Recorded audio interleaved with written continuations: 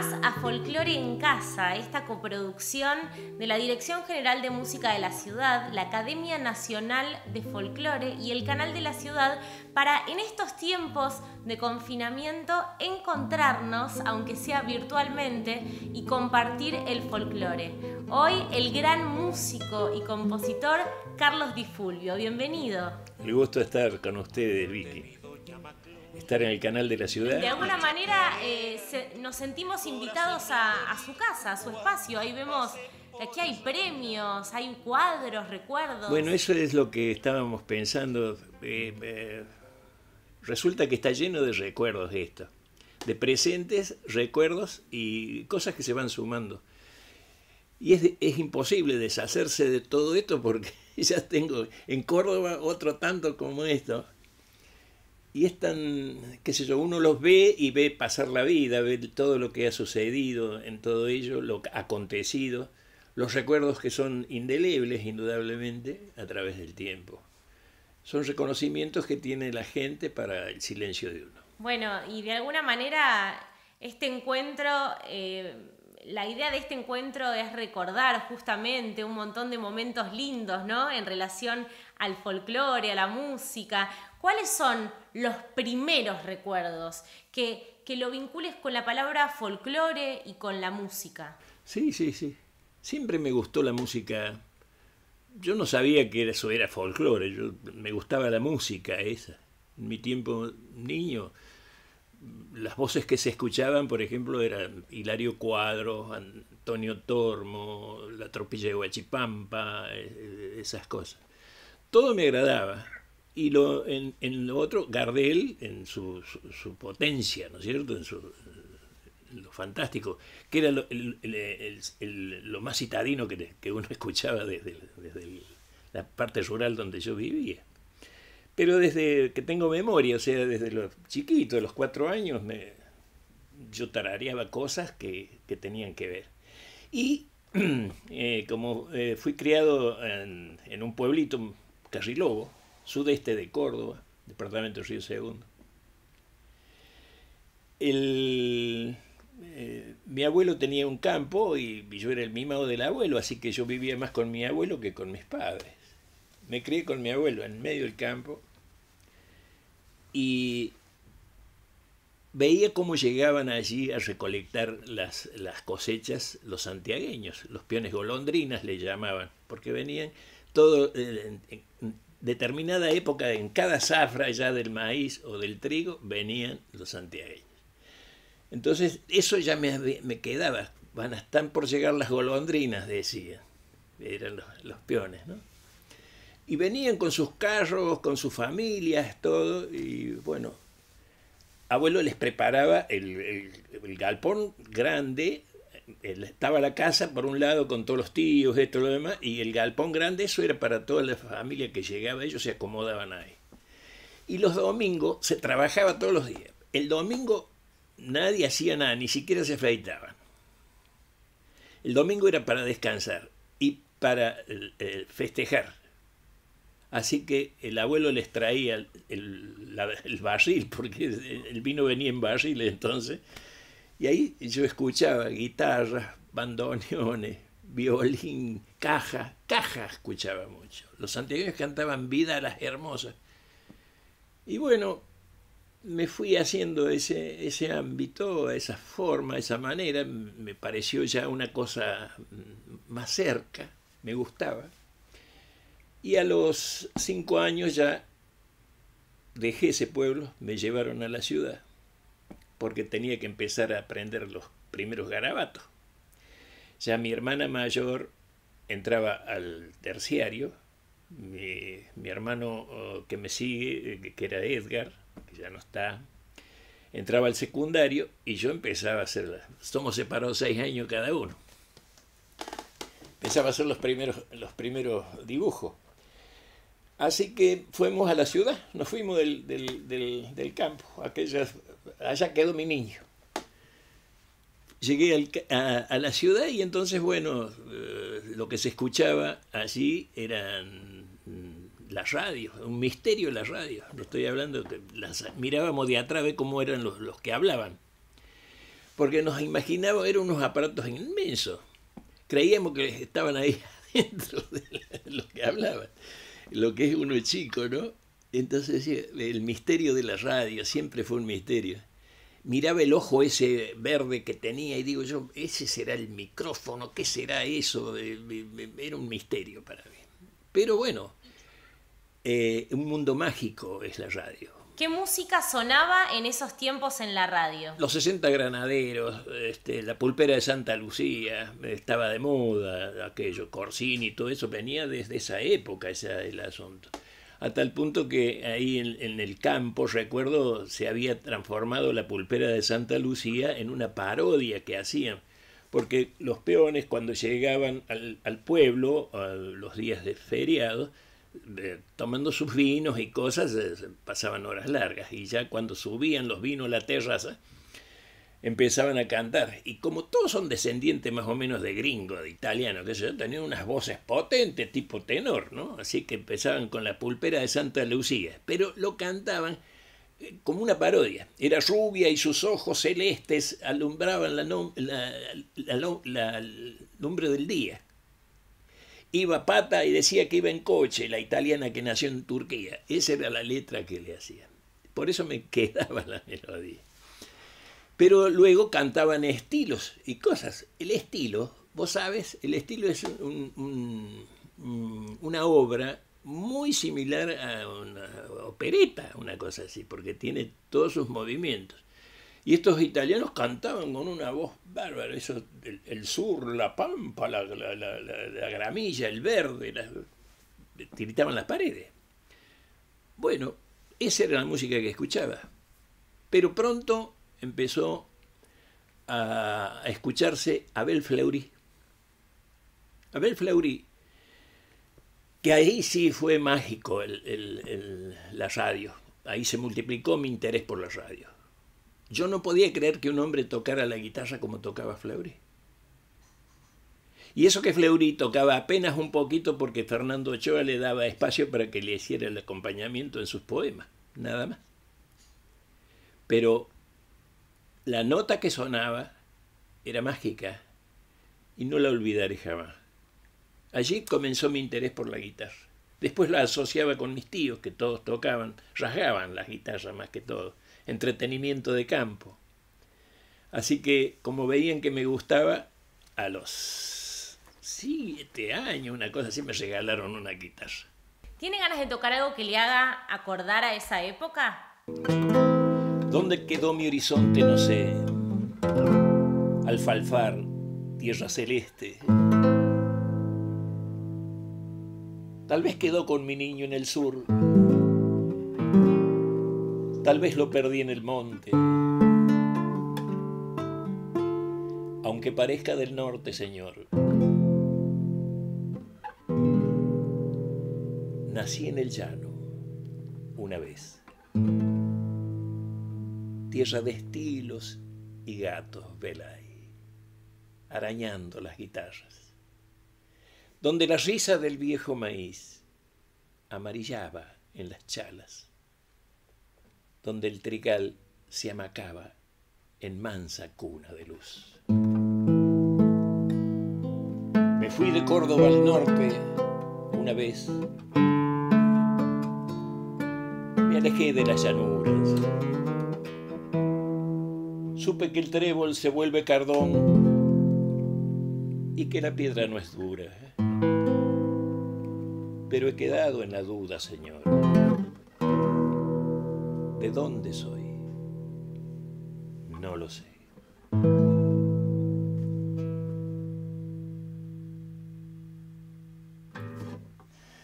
La nostalgia. Ahí está todo, ahí está el campo, está mi abuelo, está todo. Aquel niño quedó allá en Carriló. Está un poco acá también ese niño. Sí, lo llevo siempre de la mano, no lo quiero perder. Qué joven que vino a Buenos Aires después. Sí, vine con tutor. Vos sabés que vive mi tutor. Tiene 102 años. Williams Hernando. ¿Y cómo fue que familiarmente, me imagino que debió de ser una decisión esa de venir a Buenos Aires siendo adolescente? Claro. No, resulta que cuando La sangre me empezó a hacer señas. Fui tras de una niña que aún me acompaña, Teresita, mi esposa. A Tulumba. Conocí Tulumba. Por ella. Fui a dar una serenata. Y bueno, yo era muchachón, tenía 15 años entonces, una cosa así. Entonces yo ya tocaba la guitarra y lo hacía, creo yo, con mucho menos preocupación que ahora. Era más suelto. Entonces, para el oído de los que me escuchaban, yo era un artista y no entendían por qué tenía que estar en Córdoba. Así que yo había hecho ya algunas incursiones, a los 13 años había hecho una incursión, ya había comenzado a tocar, y en Córdoba tenía popularidad, porque yo hacía un programa desde los 12 años, a los 12 años, en la gran revista de las estrellas de LB2, Radio Central de Córdoba, y era el crédito de la bodega Esmeralda, así que, mira, emparentado ya con bodegas y con la guitarra, consumado el hecho. Así empezó. Entonces me dice, pero vos tendrías que ir a Buenos Aires. Y digo, no puedo ir porque entonces había que tener 18 años por lo menos para llegar a salir del hogar. No se permitía andar sin tutoría. Y en casa no, ni pensar de que yo me fuera a Buenos Aires. Pero me dice, yo te haría de tutor. Bueno, no sé, déjame consultar con mis padres. Y así fue. Se hizo todo el trato, pero usted se va a hacer responsable, le decía mi padre a William. Y William, un tipo hermoso, cargó con mi culpa desde Córdoba y fue mi tutor. Él me presentó a Pancho Cárdenas, acá en Buenos Aires. Pancho Cárdenas me escuchó, voy a abreviar esto si no es muy largo. Pancho Cárdenas me escuchó, inmediatamente me contrató para Achalay, que era una peña que era anterior de los hermanos Ábalos, después la adquirió Pancho Cárdenas. Así que él mismo tenía programas de televisión, entonces era el único canal que había, el S82 TV Canal 7. Así que, y como yo era medio lenguaraz, bailaba, tocaba la guitarra, pintaba y recitaba y hacía de todo, me puso de dirección que condujera el programa Sábados Criollos. Y así fue que me inicié en Buenos Aires. ¿Cuál fue tu primera impresión de Buenos Aires? ¿Qué te pasó cuando llegaste? ¿Te gustó? Sí, yo había hecho una incursión anteriormente. Anteriormente había venido acá. Y paraba en la casa del docente. Porque en esa época tenía un amigo que me trajo de allá. Me apadrinaba él. Me quería hacer triunfar, pero resulta que no es de un día para otro el asunto. Así que vinimos acá y Juan Carlos Palacio, Bebe Palacio, y era un tipo muy lenguaraz, muy bicharachero, muy simpático. Pero un tiro al aire el hombre. Así que llegamos y nos quedamos enseguidita sin dinero, sin nada. Así que, ¿dónde íbamos a parar? Vos no te preocupes, me dice. Me sentó en un bar y él se fue a hablar no sé con quién, creo que con un general Tanco, una cosa así, era en la época de Perón, allá en el año 54, más o menos, 55. Y volvió con un permiso para ir a pernoctar en la casa del docente. La casa del docente pasamos a ser Gardel y Lepera con este muchacho, porque tocábamos la guitarra y cantábamos, así que era una cacharpaya total la casa del docente, el director, todo. Después tuvimos una amistad enorme, ¿no es cierto? Así que nos quedamos a vivir ahí en la casa del docente. Esa es la anécdota, ¿no? Pero a su vez todos los estudiantes que estaban ahí en la casa del docente, la mayoría tenían que ver con la Facultad de Medicina, así que consiguieron el aula magna de la facultad y ahí me hicieron dar un concierto. Esa fue la primera vez que yo actué en Buenos Aires. De ahí se surgió que creo que fue Radio Mitre, sí, Radio Mitre. Había alguien de Radio Mitre y me dice, pero usted tiene que tocar por radio. Así que me llevó a Radio Mitre para un homenaje al Perú, como aniversario del Perú. Toqué para... De ahí me escuchó alguien, me llevó a Radio Nacional, cuando estaba allá en el Bajo, ¿no? Sí. Y así se fue armando todo. No obstante, me volví a casa, porque se nos terminó la plata, yo estaba estudiando entonces, se nos terminaba el tiempo de las vacaciones de julio, y así que pegamos la vuelta.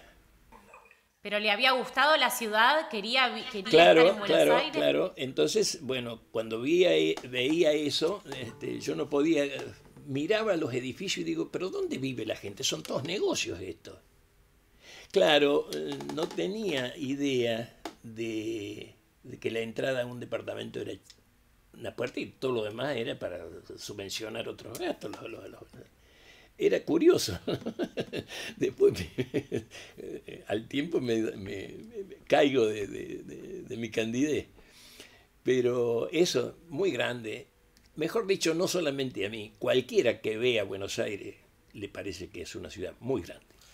¿Cuál fue el primer tema con el que usted sintió que empezaba a haber reconocimiento del trabajo como músico, como compositor?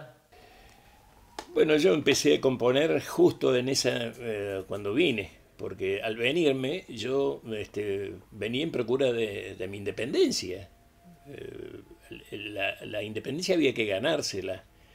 Y entonces yo sabía que la tutoría me iba a durar un tiempo, pero después yo tenía que forjarme mi camino. Así que eso hizo a que no me distrajera en el asunto. Y comencé de chico nomás, ya con mis cosas. Yo ya venía con algunas solos de guitarra, variaciones de malambo, variaciones de gato, algunas cosas de esas, que eran impactantes, las tuve que tocar durante toda la vida. Ocurrencias, pero eran ocurrencias atractivas. Y después se despertó en mí la poesía, porque en Córdoba componía, mi hermano era más leído, así que él hacía los versos, la poesía. Pero era muy riguroso en su vocabulario y a mí me gustaba un lenguaje más común, más diario, más entre nosotros, más que lo entendiéramos todos, no tan intelectual. Así que empecé a hacer mis canciones propias. Y así fue como me fui puliendo. Todos los días descubro palabras nuevas, ¿no? O sea, no termina ahí, no es una ocurrencia, es un buceo permanente este asunto.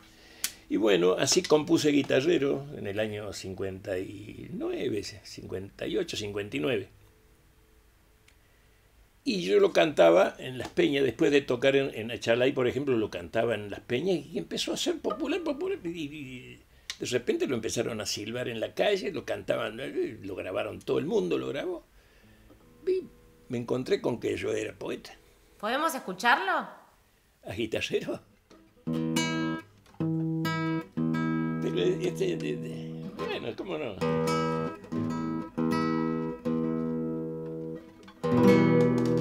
No pensaba cantarlo,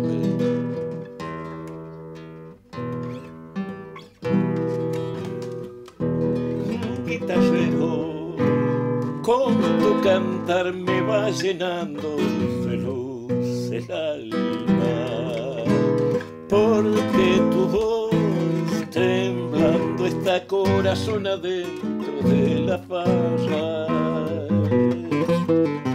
porque tu voz temblando está corazón adentro de la farra. Ni lo había pensado cantar,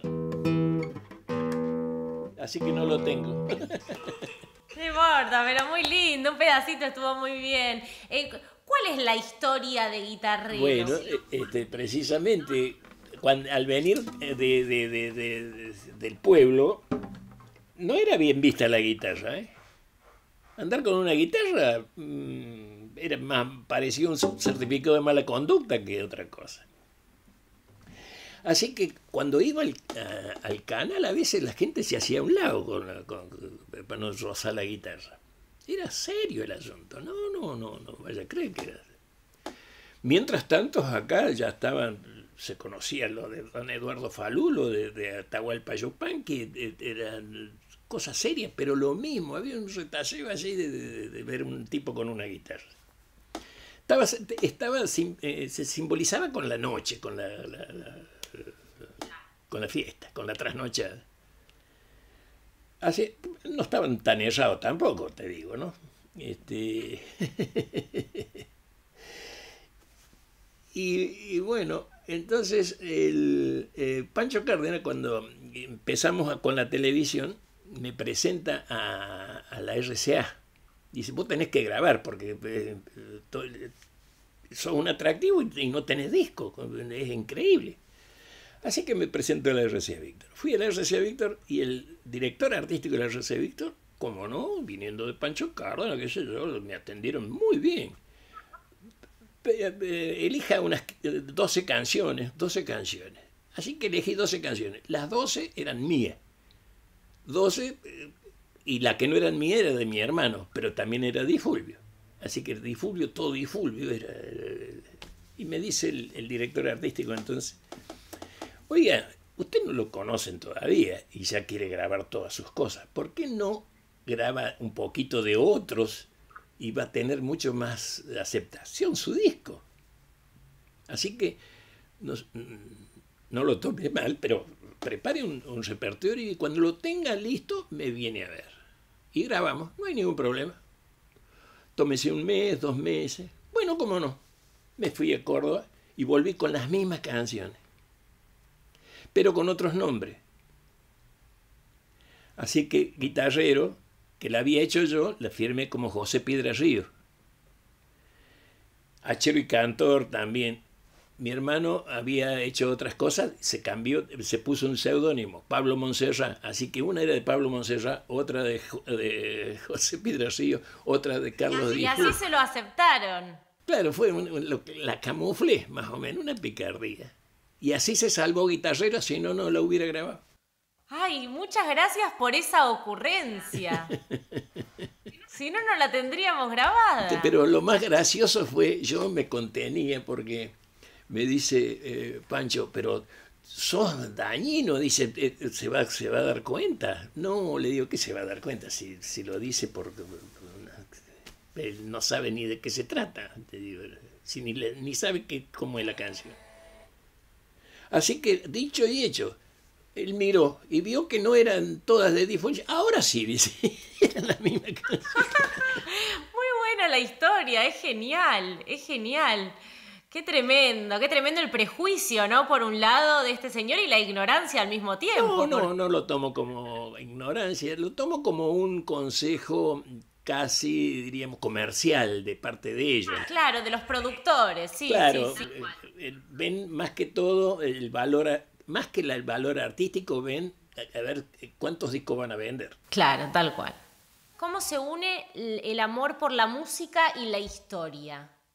Bueno, yo fui un estudiante bastante perezoso y el hecho de haber logrado mi independencia me exigía aprender lo que no supe aprender cuando era chico. Así que todas mis obras vienen a ser una especie de tesis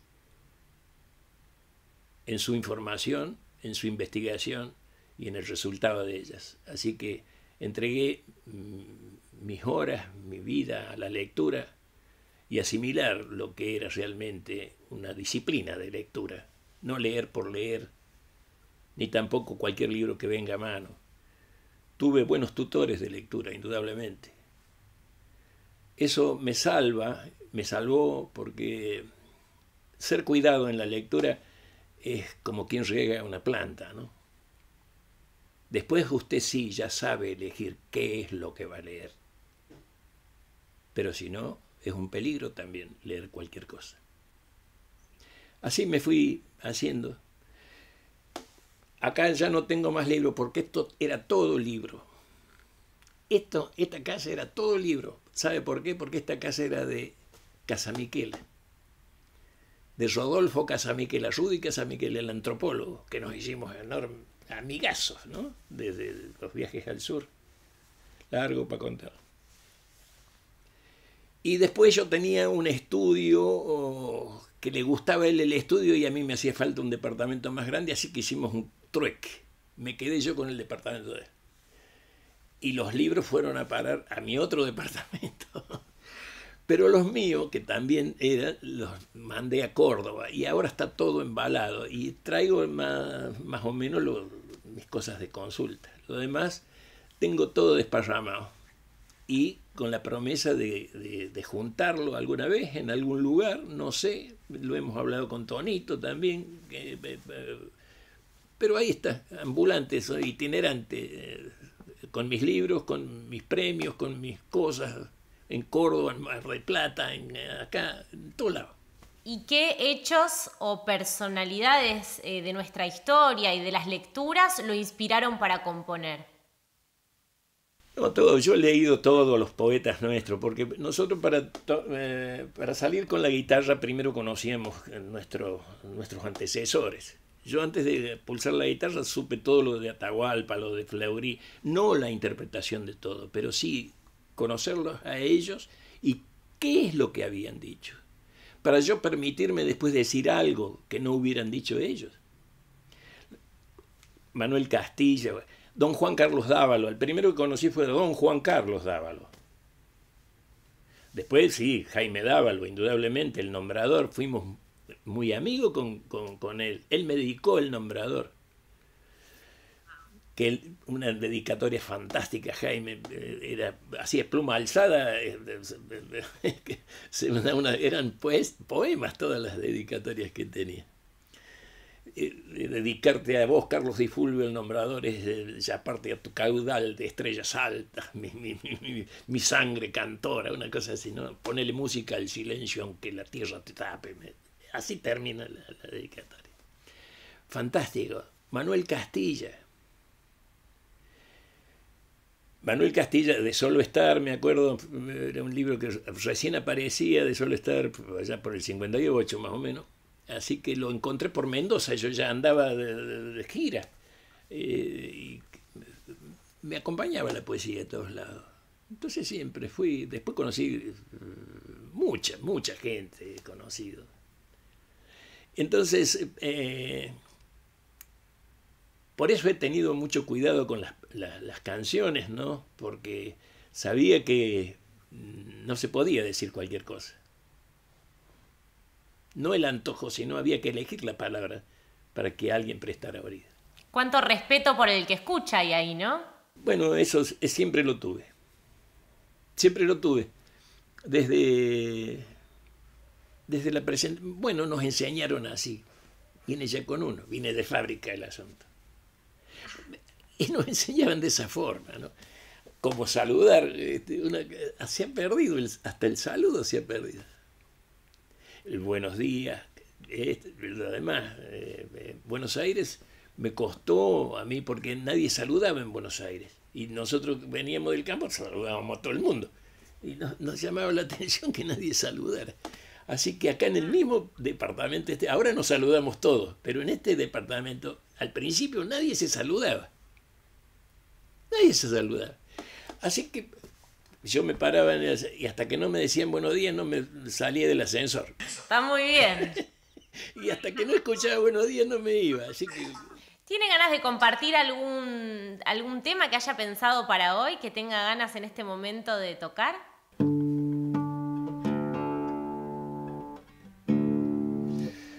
Conocí una viejita en el monte que de casualidad, porque yo me gustaba mucho ir en la época del verano, no se actuaba entonces. El carnaval, por ejemplo, no tenía nada que ver, eran todas bailes, todas cosas así que yo aproveché para irme de vacaciones. Debo haber sido uno de los primeros hippies en aquella época porque salíamos con la mochila y a caminar. Y todo el mundo, me acuerdo que nos veía caminando y paraba y nos quería llevar. Y nosotros lo hacíamos a propósito para caminar. Y bueno, mirá vos las cosas. Así nos metimos al monte creyendo que íbamos a descubrir no sé qué cosas. Así que dormíamos a campo. Y como al tercer día llega un hombre de a caballo y dice, ¿pero qué hacen ustedes acá? Dice, pasando malas noches. Vengan, yo tengo mi rancho acá a 4 o 5 pasos. Creíamos que estábamos en medio del monte, nosotros no, estábamos en un campo. Así que ese hombre dice, oiga, ¿usted no es el que canta por radio? Sí, porque ahí se conocen todos, ¿no? Entonces dice, ¿y cuándo va a venir a hacer una tocadita? Bueno, ahora no traje la guitarra, pero en otra oportunidad que venga lo voy a... Y así fue que volví a otro año con la guitarra. Y entonces él dice, vayan nomás, dice, a la Salamanca, ahí vamos a un lugar que se llamaba la Salamanca. Pero vuelvan a la nochecita del río, yo los voy a esperar con un cabrito. Oh. No veíamos la hora que se hiciera de noche para comer el cabrito. Así que volvimos. Cuando volvimos estaba haciendo el fuego. Y yo entonces voy, saco la guitarra, me siento abajo el tala ahí y empiezo a tocar algunas cosas. Toqué una samba, toqué un estilo, toqué una cosa así. Y al rato llega de a caballo una mujer, con otra mujer en anca y una niñita en brazos de este. Llega ahí el patio, el guardapatio donde estábamos nosotros, sofrena el caballo, ahí se baja una catarata de flores, la pollera, hermosa la vieja, y me encara directamente. Estaba yo solito ahí sentado en una silla, no como esta, sino más petiza. Don Viva haciendo el asado ahí al lado, y acá, ahora es mi cuñado, escuchando. Y me encara a mí directamente la viejita que estaba tocando la guitarra y me dice, buenas tardes, señor. ¿A qué hora empieza el baile? Y como era una pregunta en serio, le digo, cuando usted quiera, señora. ¿Y qué hace que no empiece? Y empecé a tocar, y ella lo manoteó a él, mi cuñado, porque el otro estaba ocupado haciendo el asado, el único que estaba ocioso era él. A bailar, yo no sé si habrá sabido bailar, pero que aprendió seguro. Bailaba todo lo que tocara. Lo único que no bailaba eran las conversaciones, pero después bailaba todo. Bailecito, chacareras, gato, escondido. Zarandeaba cuando se le ocurría, sacaba el pañuelo cuando se le antojaba.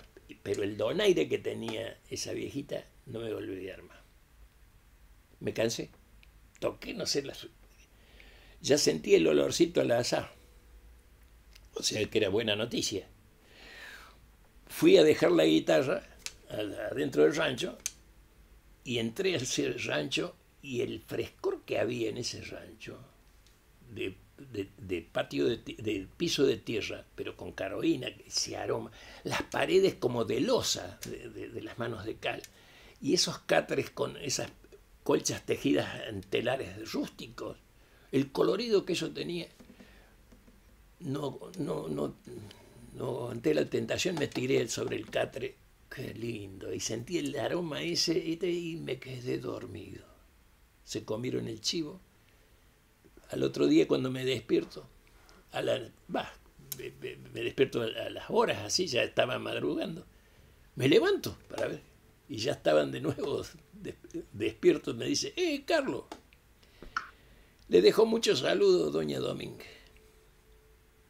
Dice que lo ha pasado demasiado. Que cuando vuelva, ella le quiere hacer una comidita. Ahí me enteré que se llamaba doña Domínguez. Y esta chacarera es un poco el donaire de ella, lo que yo vi. Y era tantas cosas que tenía para decir que es toda cantada.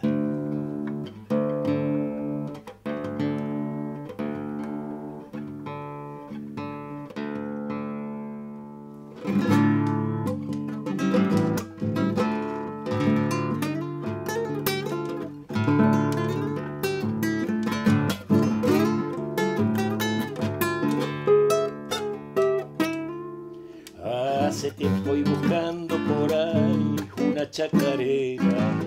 Allá en los montes que hay en mi pago, campo afuera, campos de la Judita, Montevideo, Culumba le de encontrar. Linda su bata de percal bailar, baila dominga la chacarera. Abajito de un tal la vi por ser montaraza, y unos tizones de leña mansa la aromaba con su olor unos gajos de tala que supo cortar mi amigo Don Vivas al caer invierno pasado para su corral. Y en la tierrita suelta el barril de las alpargatas, entre los montes subió la luna para alumbrarla.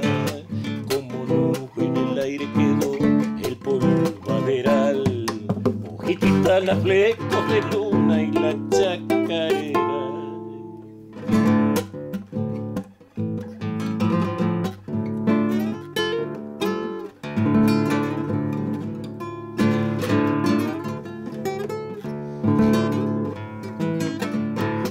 Con su bata de puro percal va doña Dominga, todas las flores que hay en el monte se la envidian porque no hay un color más hermoso que el de un percal, mimosa que sepa regalar el aire que tiene su buen zarandear.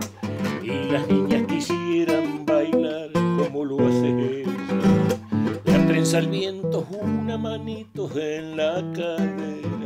Su cadera es un vaivén parecido al de salsa y al timbre también. Esa es mi abuela, se sabe decir, los changos del monte en cuantito la ven. Si a los 70 la baila así, lo que ha sido en antes, una corzuela lujosa de ágil de genoma. Como nube en el aire quedó el polvaderal, hojitita la flecos de luna y la chacarera.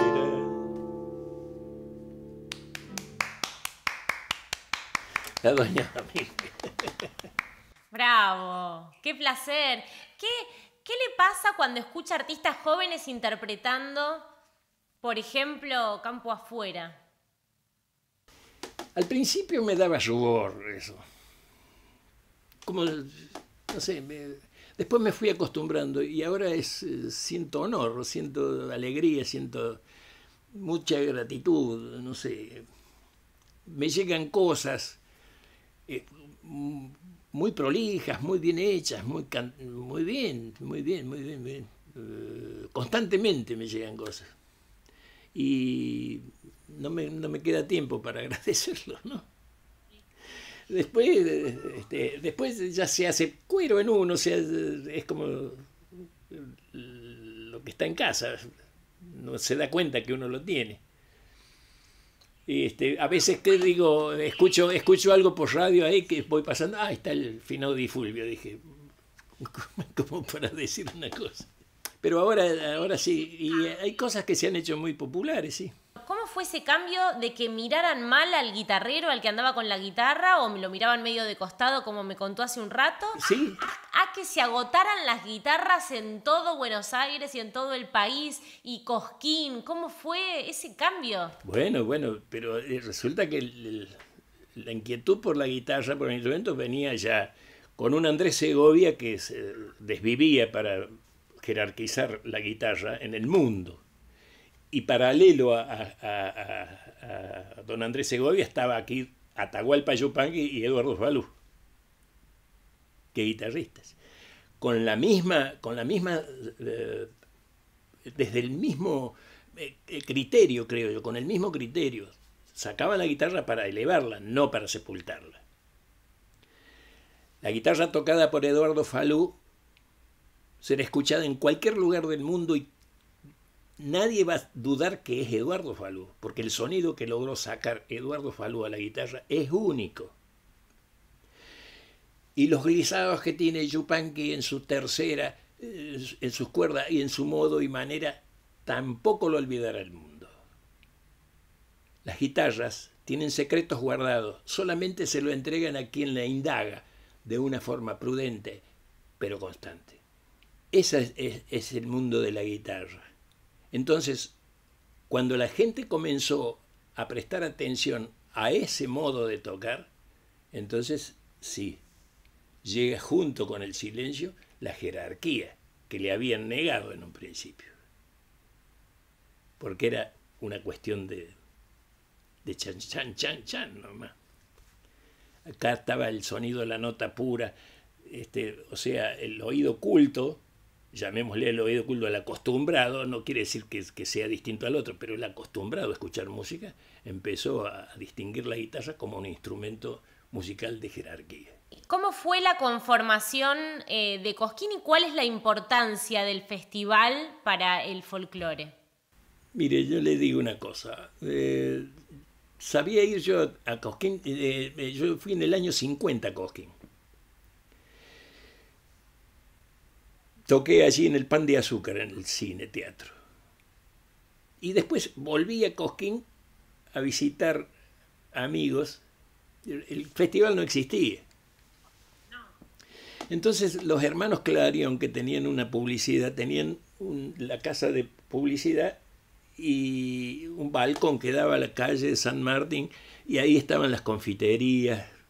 Y entonces Cosquín tenía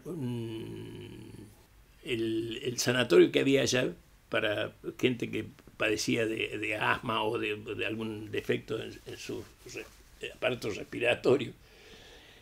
Iba a tomar descanso allí por el microclima que tenía Cosquín, era muy recomendado, así que todo el mundo lo mandaban para Cosquín. Entonces toda la gente que padecía algo de eso iba al Santa María de allá y los familiares los iban a visitar.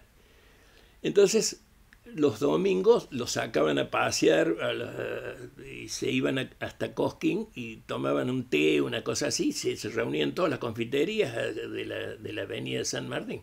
Entonces se le ocurrió a los hermanos que si no me animaba a tocar para ellos desde el balcón de la publicidad Clarion. Pusieron pusieron las altavoces y yo toqué para todo el público. Y entonces empezaron a aplaudir y se empezó a hacer.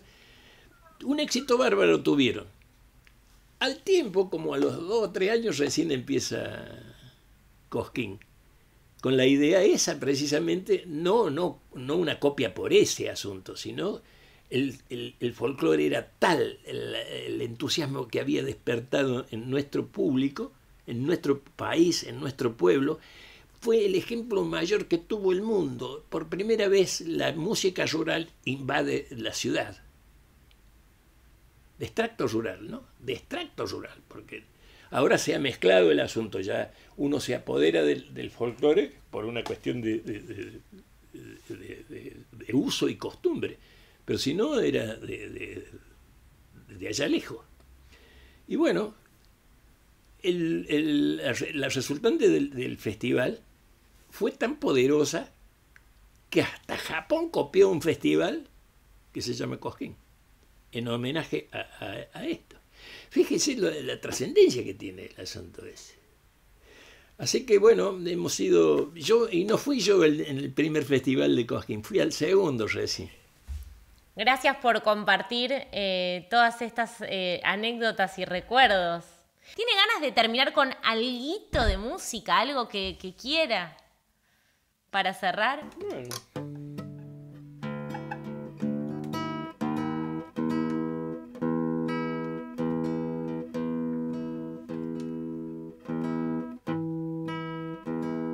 Un pedacito, una cosa.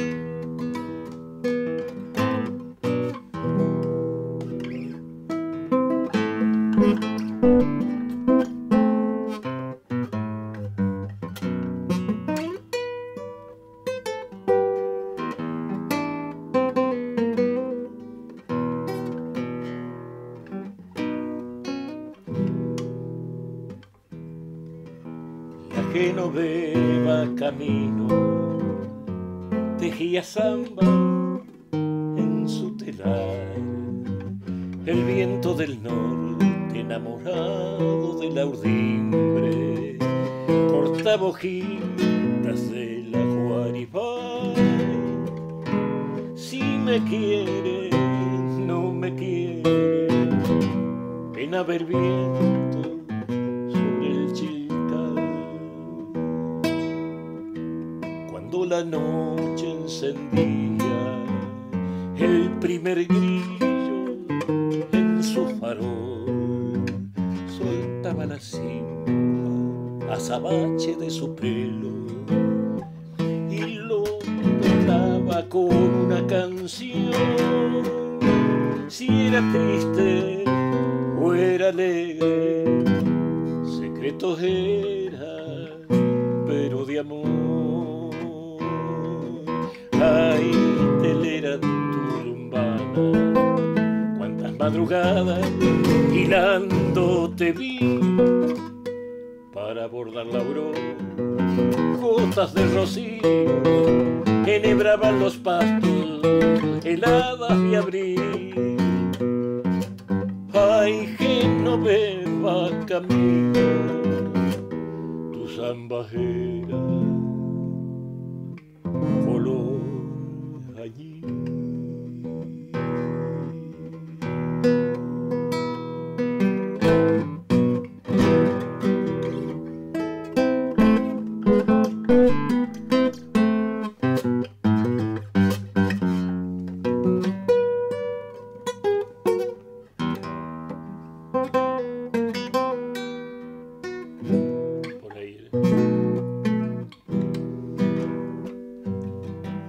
A orillas del río turbio, dulce de pena y sausal, chancaba la ropa con una vara de jume y la tendía sobre el pedregal.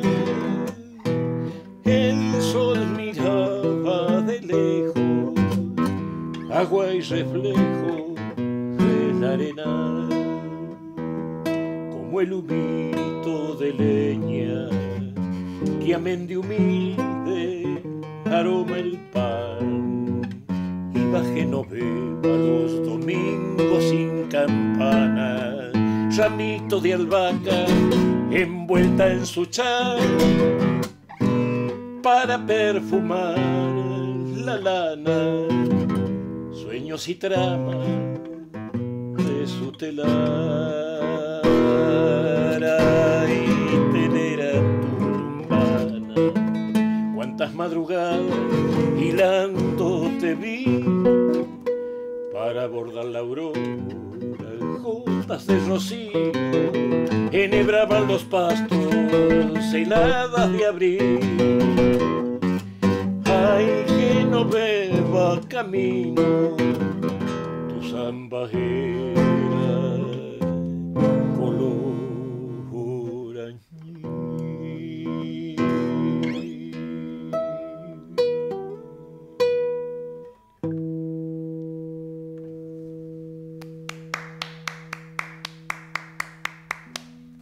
Carlos, muchas gracias de verdad por su generosidad de compartir música y anécdotas con nosotros. El gusto, Vicky. Muchas gracias. Muchas gracias por tu conversación. Muchas gracias. Bueno, nosotros nos volvemos a encontrar el próximo domingo en Folclore en Casa, este programa que realiza la Dirección General de Música de la Ciudad, la Academia Nacional de Folclore, por acá, por el canal de la ciudad. Gracias, Carlos Di Fulvio. Un beso muy grande a Teresita. Gracias por recibirnos y hasta la próxima. Chao, gracias.